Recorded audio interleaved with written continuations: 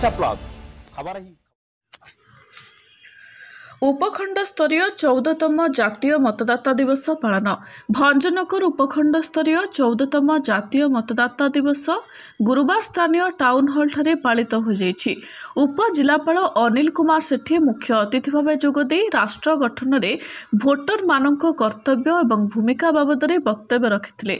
देशर गणतांत्रिक परंपरार मर्यादा बजाय रखिबा तथा मुक्त अबाध एवं शांतिपूर्ण निर्वाचनर गारिमा को अक्षुण्ण रखि निर्भीक होई जाति धर्म वर्ण गोष्ठी भाषा अथवा अन्य कौनसी प्रलोभन रे प्रभावित न होई निर्वाचन रे निज मताधिकार साब्यस्त करने को समस्ते संकल्प नेइथिले।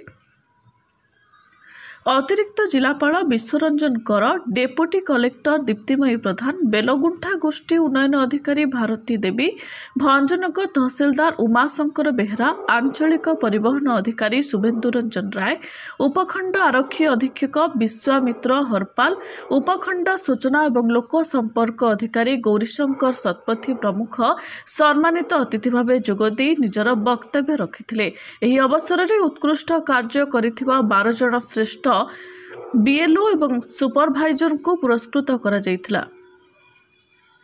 पर सांस्कृतिक कार्यक्रम अनुष्ठित होइतिला। विभिन्न महाविद्यालय आसिथिबा छात्र छात्री समेत उपजिलापाल कार्यालय समस्त कर्मचारी उपस्थित थिले। भंजनगर प्रफुल्ल कुमार महाराणा सह अशोक नायक रिपोर्ट ओडिशा प्लस।